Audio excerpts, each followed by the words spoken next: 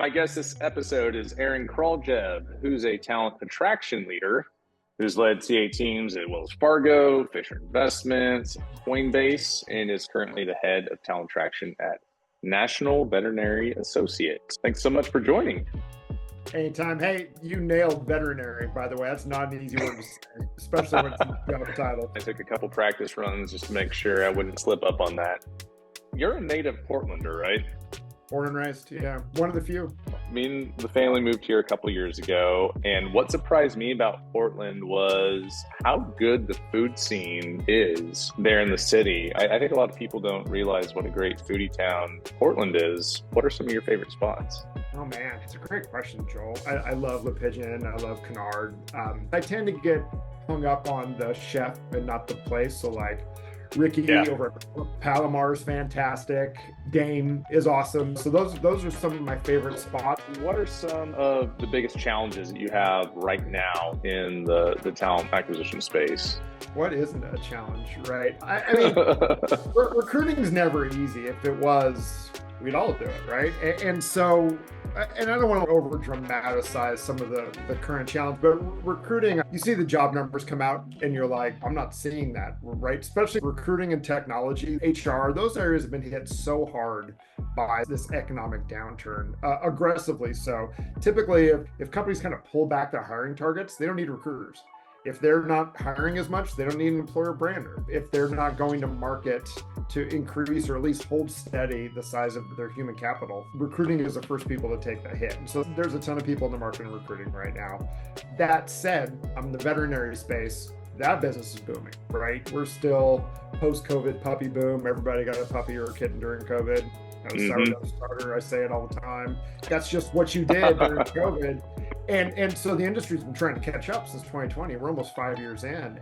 And so to do it with maybe a smaller team or not as big of a team as we were all rolling in 21, 22, we're very, very heavy head count. And I think that's pretty consistent industry-wide. There's been a right sizing of the team. That's challenging. You're constantly doing more with less or more with not as much. And with that comes less budget. You can't advertise your roles as much. You've got a smaller technology budget. You've just got fewer resources to go around to continue to push your hiring volumes and meet the needs of your organization. I mean, at the end of the day, and it depends on the industry you're in, like headcount equals revenue. And if you're not meeting the headcount needs, the company's going to underperform. And it's a fair amount of pressure and it doesn't really go away. It's always just kind of there. I think that's challenging.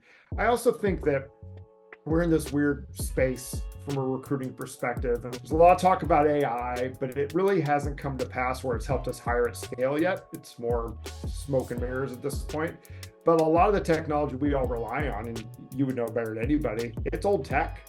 And nothing has really come to the forefront to allow us to be efficient and work in the space that we're in with the resources we have. And so it's like this combination of old tech with fewer resources, be it people, money, whatever.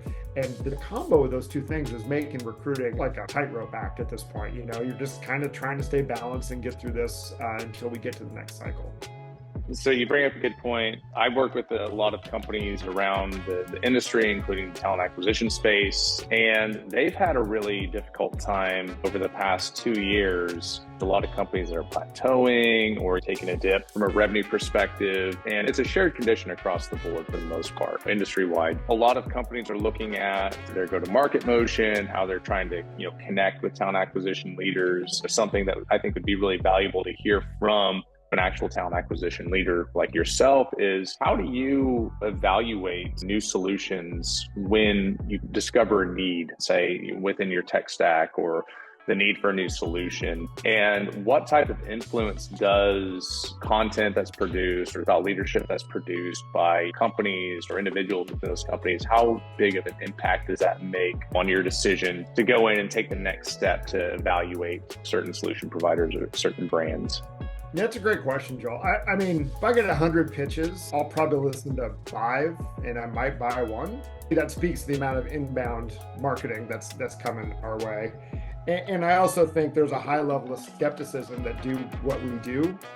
A lot of promises are made. There's a lot of really interesting marketing, but at the end of the day, you've got issues like integrations with your existing tech stack, adoption by your team? Does the ROI math really foot out? I'd love to tell you I've got like some kind of master algorithm that, makes me go like this or like that.